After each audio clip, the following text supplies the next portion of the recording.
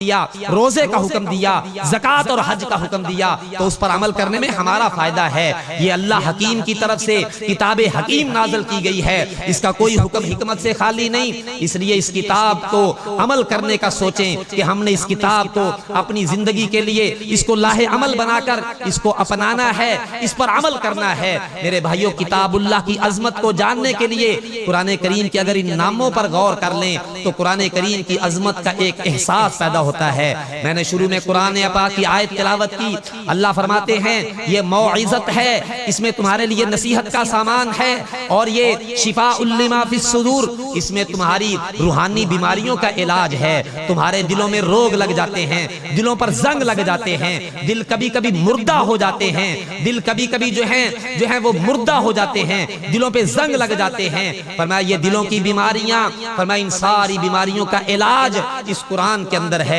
دل کبھی نابینے ہو جاتے ہیں، لا تعمل ابصار ولکن تعمل قلوب التي في الصدور، فرمایا صرف آنکھیں ہی نابینی نہیں ہوتی، تمہارے دل بھی نابینا ہو جاتے ہیں۔ جب تم قرآن کی روشنی سے محروم ہو جاتے ہو تو یہ دل بھی نابینا ہو جاتے ہیں۔ آئیے دلوں کی بصیرت کو حاصل کرنے کے لیے، دلوں کی بینائی کو پانے کے لیے، اور دلوں کے زنگ اتارنے کے لیے، اور دلوں کو زندہ کرنے کے لیے، صحیح معنوں میں روحانی طور پر زندہ کرنے کے لیے قرآن سے تعلق جوڑنا ہوگا، قرآن سے محبت پیدا کرنی ہوگی۔ میرے بھائیوں، چند باتیں، قرآن کریم سے اگر تعلق پیدا ہو جائے، اللہ تعالیٰ دنیا کے اندر بھی عزتیں، دنیا کے اندر بھی رفعتیں عطا کرتے ہیں۔ یہ قرآن کل قبر کے اندر بھی آپ کے لیے معاون اور مددگار ثابت ہوگا۔ یہ قرآن کل قیامت کے دن بھی آپ کا ساتھی بنے گا، آپ کا معاون اور مددگار بنے گا۔ جنت کے اندر بھی آپ کے لیے رفع درجات کا باعث بنے گا۔ دو چار احادیث سنا کے اپنی بات کو اختتام کی طرف لے کر جا رہا ہوں۔ سیدنا عمر فاروق رضی اللہ تعالیٰ عنہ نے مکے کے اوپر نافع بن عبد الحارث کو آپ نے وہاں کا گورنر بنایا، اور ایک دفعہ آپ ان کو عثفان نامی مقام پر ملے اور پوچھا کہ بھائی اپنے پیچھے جانشین کس کو بنا کے آئے ہو، مکہ میں اپنا جانشین کس کو بنایا؟ نافع بن عبد الحارث کہنے لگے ابن ابزا کو میں مکے میں اپنا جانشین بنا کے آیا ہوں۔ حضرت عمر فاروق رضی اللہ تعالیٰ عنہ خلیفۃ المسلمین ہیں، کہا پوچھا من ابن ابزا، ابن ابزا کون ہے؟ نافع کہنے لگے من موالینا، وہ ہمارا ایک آزاد کردہ غلام ہے۔ حضرت عمر حیران رہ گئے، فرمایا ایک آزاد کردہ غلام، تم نے اسے مکے کا گورنر بنا دیا، یہ کیا بات ہوئی، کیوں بنایا؟ حضرت عمر نے سوال کیا، وہ آگے سے کیا جواب دیتے ہیں؟ کہنے لگے انہو قارئ لکتاب اللہ عالم بالفرائض وقاضٍ، کہنے لگے وہ آزاد کردہ غلام ضرور ہے لیکن وہ قرآن کا قاری ہے، قرآن کا عالم ہے، اور علم وراثت کا علم رکھنے والا ہے، فرائض کا علم رکھنے والا ہے، لہٰذا یہ قرآن کا عالم ہونے کی وجہ سے، قرآن کے قاری ہونے کی وجہ سے میں نے اسے مکے کا گورنر بنا دیا ہے۔ اس وقت پھر سیدنا عمر فاروق نے کیا فرمایا تھا؟ فرمایا لوگوں سن لو، پیارے نبی کائنات صلی اللہ علیہ وسلم کی زبان مبارک سے میں نے یہ حدیث سنی ہے۔ اللہ کے نبی فرماتے ہیں ان اللہ یرفع بہذا الکتاب اقواما ویضع بہ آخرین، کہ اللہ تعالیٰ اس کتاب کی وجہ سے بہت سارے لوگوں کو عزتیں عطا فرمائیں گے، مقام اور مرتبہ عطا فرمائیں گے، رتبہ عطا فرمائیں گے۔ حضرت عمر فاروق نے گویا مہر تصدیق ثبت کر دی یہ حدیث سنا کر کہ دیکھ لو ایک آزاد کردہ غلام تھا، آج قرآن کے علم کی برکت سے اللہ تعالیٰ نے اسے مکے کا گورنر بنا دیا ہے۔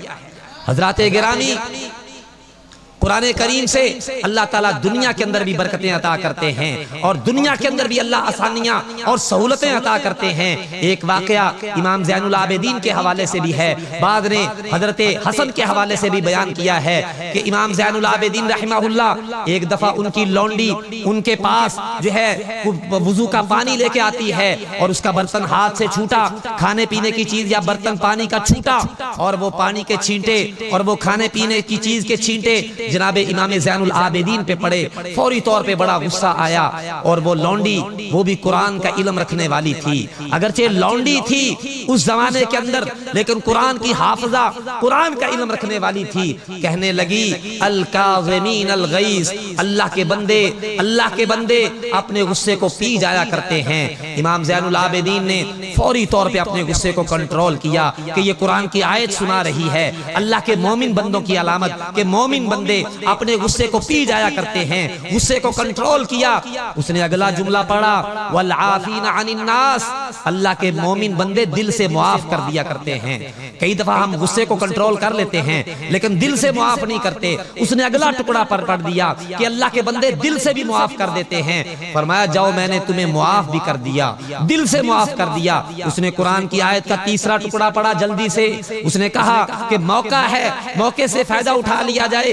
کہنے لگی واللہ یحب المحسنین، اللہ تعالیٰ ان بندوں کو اپنا محبوب بنا لیتا ہے جو دوسروں پہ احسان کر دیں، جو دوسروں کے ساتھ نیکی کر دیں۔ امام زین العابدین نے فرمایا جاؤ میں نے آج سے تمہیں آزاد کر دیا، آج سے میں نے تمہیں آزاد کر دیا۔ ذرا اندازہ کریں قرآن کی ایک آیت پڑھنے کی برکت سے اللہ تعالیٰ نے اس لونڈی کو دنیا میں آزادی عطا کر دی۔ یہ ہے قرآن کی برکتیں، اللہ دنیا میں بھی عزتیں برکتیں عطا کرتے ہیں۔ اور اللہ کے رسول صلی اللہ علیہ وسلم کیا فرماتے ہیں؟ فرمایا من شغلہ القرآن عن مسئلتی اعطیتہ افضل ما اعطی السائلین۔ فرمایا ایک طرف یہ حدیث قدسی ہے، فرمایا اللہ کہتے ہیں میرے وہ بندے، توجہ میری طرف فرمائیے گا، فرمایا میرے وہ بندے جو وقت نکال کر، ٹائم نکال کر ہاتھ پھیلا کے مجھ سے مانگتے ہیں۔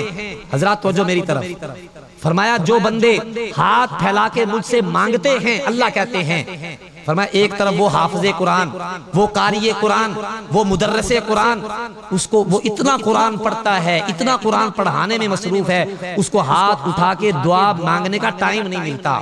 فرمایا اعطیتہ افضل ما اعطی السائلین، فرمایا جو مانگنے والے ہیں ہاتھ پھیلا کر، فرمایا ان سے افضل میں اس قرآن کے پڑھنے والے کو عطا کر دیتا ہوں۔ یہ حدیث قدسی ہے، اللہ فرماتے ہیں میں بن مانگے ان کو عطا کر دیتا ہوں۔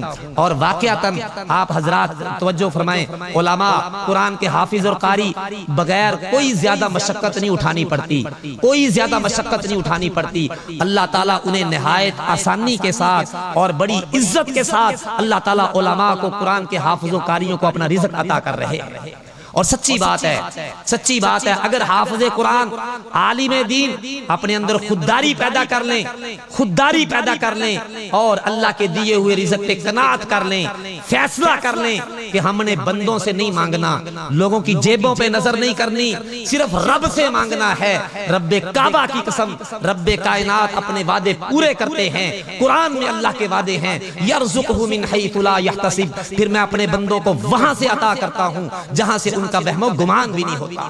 آج یقیناً ہمارے اندر کچھ کمیاں ہیں، ہمارے علماء کے اندر کمیاں ہیں، لیکن اگر علماء صحیح معنوں میں علماء بن جائیں، صحیح معنوں میں قرآن سے محبت کرنے لگ جائیں، قرآن کی خدمت کرنے لگ جائیں، تو رب کائنات کے وعدے ہیں کہ میں مانگنے والوں کے مقابلے میں انہیں افضل عطا کرتا ہوں اور آسانی سے عطا کر دیتا ہوں۔ اور اسی طرح قرآن پاک کل قبر کے اندر بھی آپ کا ساتھی بنے گا۔ میں ایک اختصار کے ساتھ بات کو آگے اختتام کی طرف لے کے جا رہا ہوں۔ آپ نے سن رکھا ہے قبر کے اندر کتنے سوال ہونے ہیں؟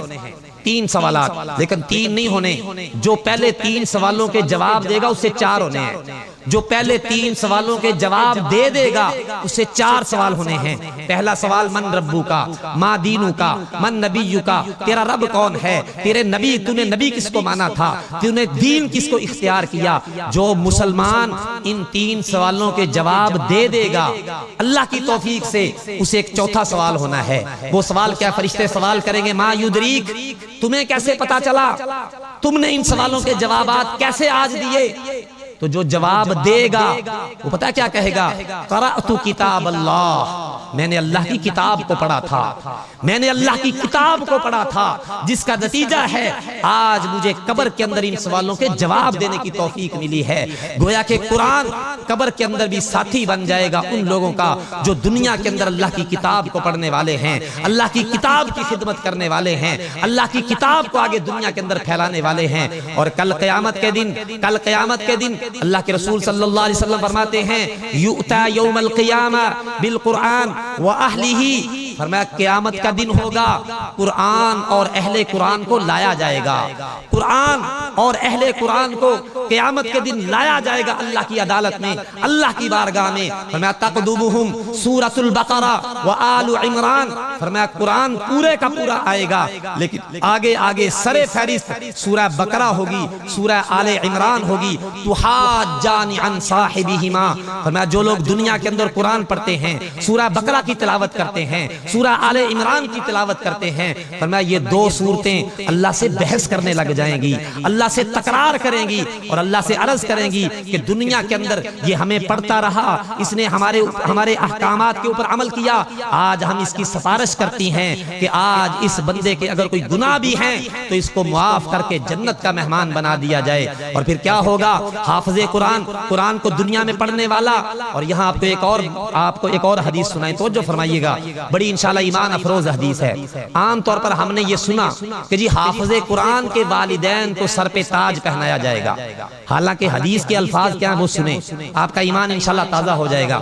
حدیث کے لفظ یہ نہیں ہے کہ جس نے قرآن حفظ کیا اس کے والدین کو تاج پہنایا جائے گا، نہیں، فرمایا من قرأ القرآن وعمل به البس والداہ تاج یوم القیامہ، فرمایا جو دنیا میں قرآن پڑھتا ہے اور اس پر عمل کرتا ہے اس کے والدین کو قیامت کے دن یہ تاج پہنایا جائے گا۔ حافظ قرآن ہونا بھی شرط نہیں، اگر حافظ قرآن ہے تو یہ تو بہت اعلیٰ درجے کی بات ہے، بہت فضیلت کی بات ہے، لیکن اگر آپ قرآن پڑھتے ہیں، اگر آج آپ اپنے بچوں کو آج قرآن پڑھنے پر لگا دیں اور قرآن پر وہ عمل بھی کرنے والے بن جائیں تو ان کے والدین کو انشاءاللہ قیامت کے دن تاج پہنایا جائے گا۔ وہ والدین جنہوں نے اپنی اولاد پر محنت کی، انہیں قرآن کی محنت، قرآن کریم کی تعلیم پر لگایا، قرآن پر عمل کی ترغیب دی، عمل کے حوالے سے تربیت کی، ان کے والدین کو بھی انشاءاللہ کل قیامت کے دن یہ تاج پہنایا جائے گا۔ اور حافظ قرآن، اس کے بارے میں تو مشہور حدیث، قیامت کا دن ہوگا، جنت میں داخلے کی اجازت مل جائے گی، جنت کے سرٹیفکیٹ مل جائیں گے، اور پھر اللہ فرمائیں گے اقرأ وارتقی ورتل کما کنت ترتل فی الدنیا فإن منزلتک عند آخر آیت تقرأها، فرمایا جائے گا اب تو قرآن پڑھنا شروع کر دے جیسے دنیا میں پڑھا کرتا تھا ٹھہر ٹھہر کر۔ اب ذرا وہ حافظ قرآن جو بڑا قرآن کو تیز پڑھتے ہیں، یہ چھوٹے بچے بیٹھے ہیں، قرآن کے حافظ اور قاری بیٹھے ہیں جو تیز پڑھتے ہیں، وہ ذرا فکر کر لیں اگر دنیا میں تیز پڑھتے ہیں تو پھر جنت میں بھی تیز ہی پڑھیں گے، اس کا نتیجہ کیا ہوگا؟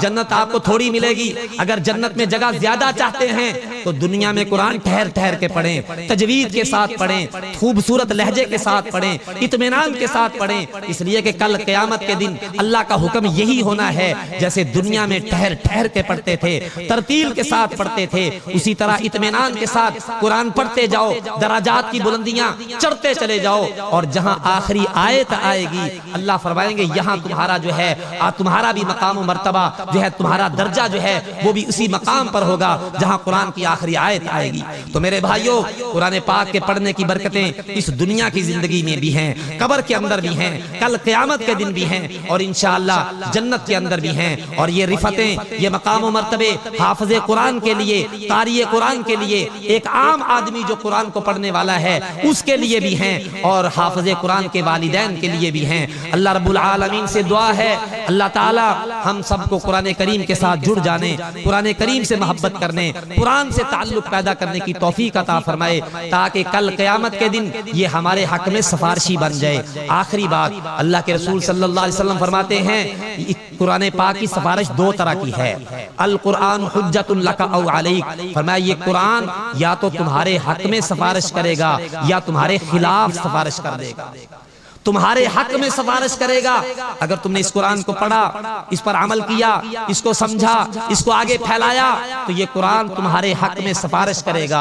اور اگر گھر میں قرآن رکھا ہے، کبھی کھول کے دیکھا نہیں، پڑھا ہے، کبھی سمجھنے کی کوشش نہیں کی، سمجھ بھی لیا ہے، عمل کرنے کی کوشش نہیں کی، پتہ ہے قرآن میں اللہ نے حکم دیا نماز پڑھو، سود نہیں کھانا، زنا نہیں کرنا، شراب نہیں پینی، جوا نہیں کھیلنا، اس کے باوجود قرآن پڑھنے کے باوجود، قرآن قرآن سمجھنے کے باوجود اگر ان باتوں پر عمل نہیں کیا جو قرآن میں آئی ہیں اور ہر مسلمان کو پتا ہے، فرمایا یہ قرآن پھر تمہارے خلاف سفارش کر دے گا کہ اللہ اس کو پتا بھی تھا، اس نے قرآن پڑھا بھی تھا، اس نے سمجھا بھی تھا، اس کے باوجود اس نے عمل نہیں کیا۔ تو میرے بھائیوں، ہم سب نے کوشش کرنی ہے یہ قرآن ہمارے حق میں سفارشی بن جائے، نہ کہ ہمارے خلاف سفارشی بن جائے۔